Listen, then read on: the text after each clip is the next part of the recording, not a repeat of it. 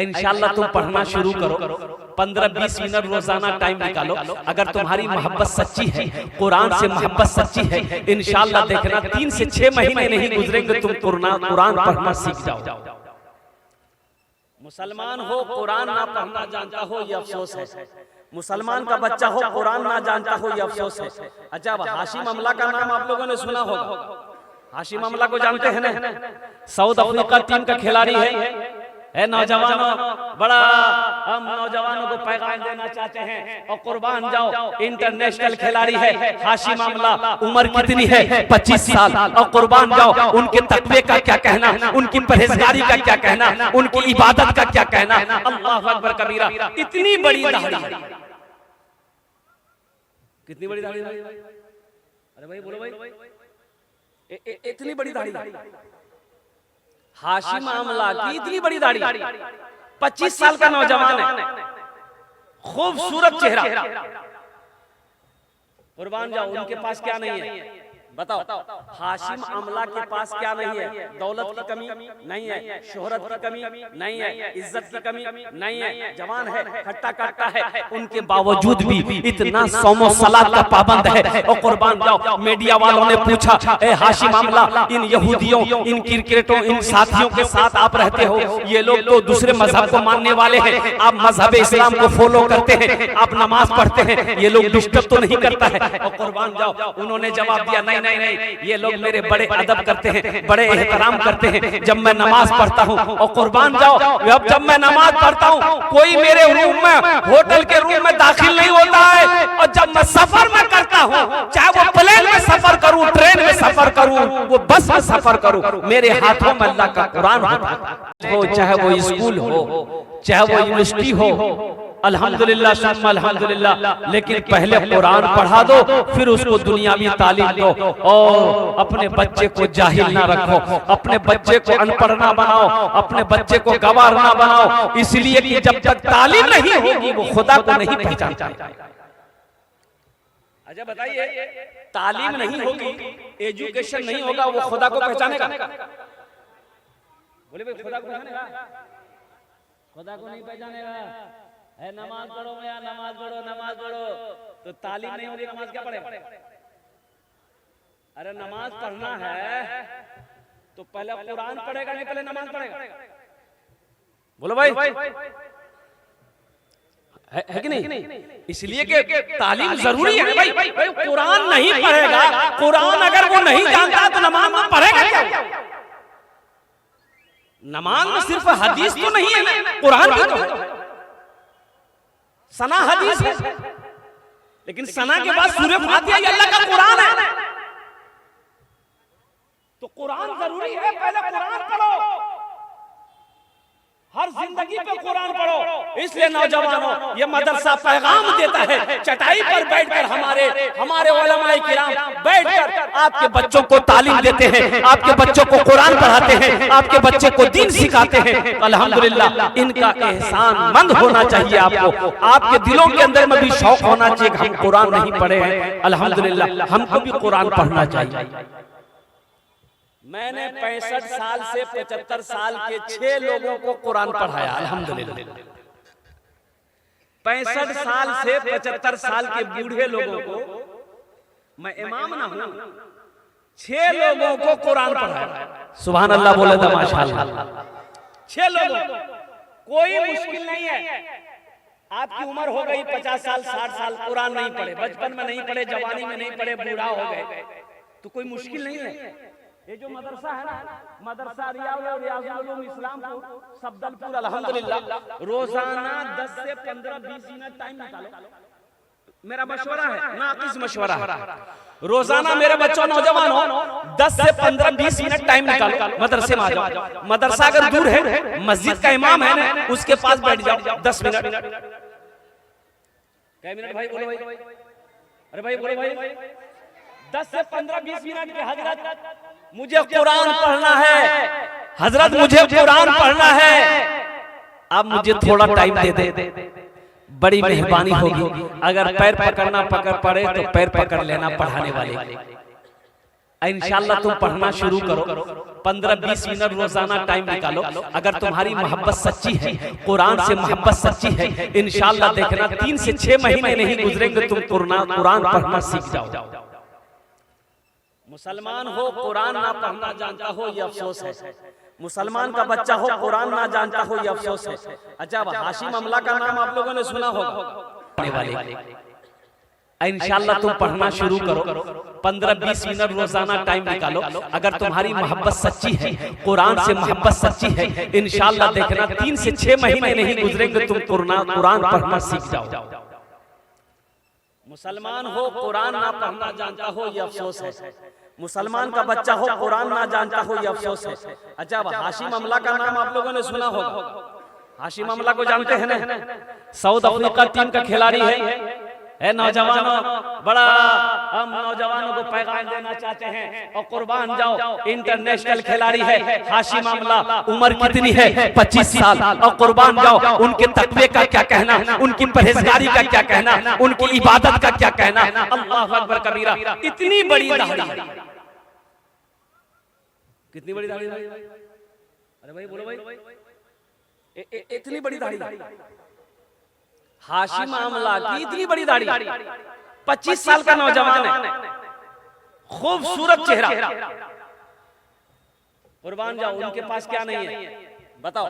हाशिम अमला के पास क्या नहीं है? दौलत की कमी नहीं है, शोहरत की कमी नहीं है, इज्जत की कमी नहीं है, जवान है, खट्टा कट्टा है, उनके बावजूद भी इतना सौमो सलात का पाबंद है। और कुर्बान जाओ, मीडिया वालों ने पूछा, ए हाशिम अमला, इन यहूदियों, इन क्रिकेटों, इन साथियों के साथ आप रहते हो, ये लोग तो दूसरे मजहब को मानने वाले हैं, आप मजहब इस्लाम को फॉलो करते हैं, आप नमाज पढ़ते हैं, ये लोग डिस्टर्ब तो नहीं करता है? और कुर्बान जाओ, उन्होंने जवाब दिया, नहीं नहीं नहीं, ये लोग मेरे बड़े अदब करते हैं, बड़े एहतराम करते हैं जब मैं नमाज पढ़ता हूँ। और कुर्बान जाओ, जब मैं नमाज पढ़ता हूँ कोई मेरे रूम में, होटल के रूम में दाखिल नहीं होता है। और जब मैं सफर में करता हूँ, चाहे वो प्लेन में सफर करूँ, ट्रेन में सफर करूँ, वो बस में सफर करूँ, मेरे हाथों में अल्लाह का कुरान होता है।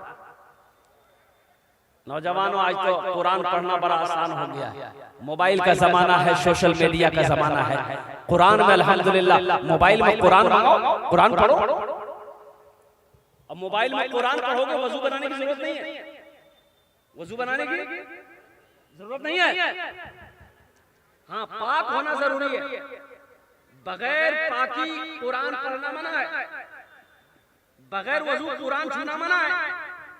तो आप मोबाइल में आसान हो गया, तुम इधर उधर की चीजें ना देखकर कुरान की तिलावत कर लो। सुबह अगर कुरान की तिलावत कर लो, अल्लाह सुबह से लेकर शाम तक तेरी हिफाजत फरमाएगा।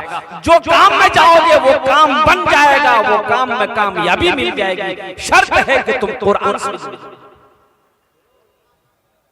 इसलिए मेरे भाइयों, मेरे नौजवानों, ये मेरा पैगाम था, आप लोगों तक पहुंचाना था, मैंने पहुंचा दिया है मेरे भाई।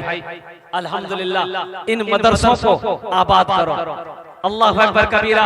अल्लाह के महबूब जनाब मोहम्मद रसूलुल्लाह सल्लल्लाहु अलैहि वसल्लम का घर मदरसा है, मस्जिद अल्लाह का घर है, मदरसा रसूलुल्लाह का घर है। और कुर्बान जाओ, मस्जिद नबवी की जब बुनियाद रखी गई, अल्लाह के महबूब ने मस्जिद नबवी में एक कोने में मदरसा खोला,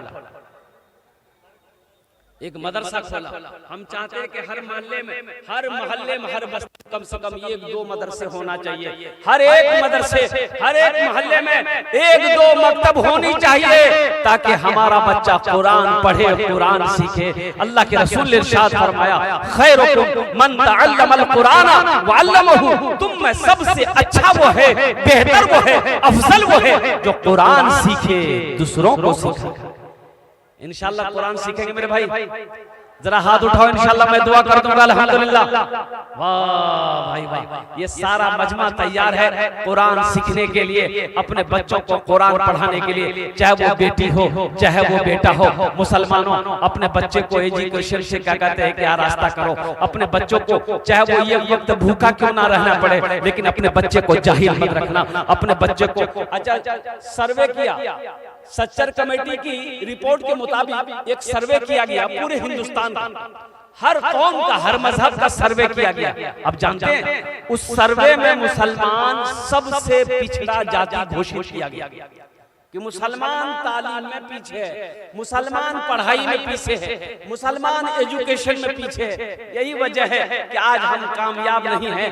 आज नौकरियां कै % हमारे नौजवानों को नौकरी मिल पाती है भाई?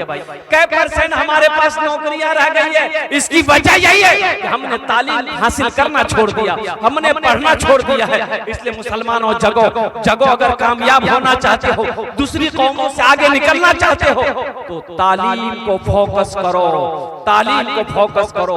अगर फटा कपड़ा पहनना पड़े ना तो उसे सी करके पहन लेना, लेकिन अपने बच्चे को अच्छा कपड़ा पहना कर मदरसे में भेजना, स्कूल में भेजना। इसलिए कि जिस कौम के पास में तालीम होगी, जिस कौम के अंदर में एजुकेशन होगा, वही कौम तरक्की करेगी, वही कौम कामयाब होगी। मैं माजरत चाहता हूँ, नाज़िम जलसा के हुक्म के मुताबिक मैं बयान नहीं कर सका। 40 मिनट हो गया। मैं हजरत मौलाना फजीलतुल शेख जनाब रिजवान साहब से भी मैं माजरत चाहता हूँ, इसलिए कि टाइम होता है और जलसों वालों को मैंने टाइम दे दिया।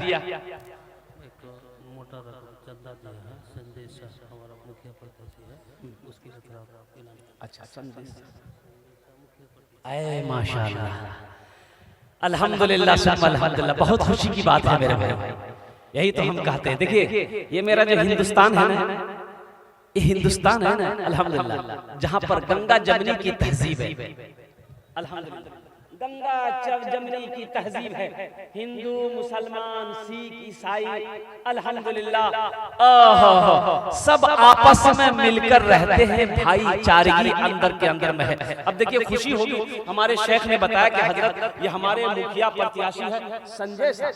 अल्हम्दुलिल्लाह हमारे संजय भाई अल्हम्दुलिल्लाह मुखिया प्रत्याशी, उन्होंने कितना माशाअल्लाह 21,000 रुपए, 21,000 रुपए इस मदरसे को दान किया है, इस मदरसे को ताउन किया है। मैं तो बस यही दुआ करता हूँ, अल्लाह इस पैसे को इस नौजवान के लिए हिदायत का जरिया बना दे। आमीन बोले अल्हम्दुलिल्लाह। ये मुखिया का प्रत्याशी है, मैं दुआ करता हूँ कि मुखिया क्यों बने, अल्लाह इसको MLA बनाए। आमीन बोलो ना भाई। अल्लाह जो चाहे वही होगा, अल्लाह अगर चाहे तो नहीं हो सकता है, तब इसमें हंसने वाली क्या बात है? अल्लाह जो चाहे वो करेगा। अल्लाह जिसको चाहे कुर्सी पे बैठा दे, जिसको चाहे जमीन पे बैठा दे। अल्लाह जिसको चाहे जमीन से उठाकर आसमान पे पहुंचा दे। ये तो अल्लाह के कब्जे में है। मैं संजय बाबू के हौसले को सलाम करता हूँ, जज्बे को सलाम करता हूँ, अल्हम्दुलिल्लाह उनकी मोहब्बत पे सलाम करता हूँ, भाईचारगी पे भाईचारा पे सलाम करता हूँ कि उन्होंने इस इदारे को अल्हम्दुलिल्लाह सुम्मा अल्हम्दुलिल्लाह 21,000 रुपए से ताउन किया है, दान किया है। अल्लाह उन्हें दान कबूल करे। इन्हीं चंद कलिमात के साथ, हालांकि मुझे चंदा करना चाहिए था लेकिन वक्त की किल्लत है मेरे भाई, इन्हीं चंद कलिमात के साथ मैं अपनी गुफ्तगू को यही खत्म करता हूँ कि खुदा अगर जो चाहे तो दीदार होगा, खुलूस व मोहब्बत का इजहार होगा। रही जिंदगी तो फिर मुलाकात होगी, हमारी और आपकी कोई बात होगी। वमा आखिरु दावाना अनिल हम्दुलिल्लाहि रब्बिल आलमीन। अस्सलामु अलैकुम व रहमतुल्लाहि व बरकातहू। माशाअल्लाह, जज़ाकल्लाहु खैरल जज़ा। सुनकर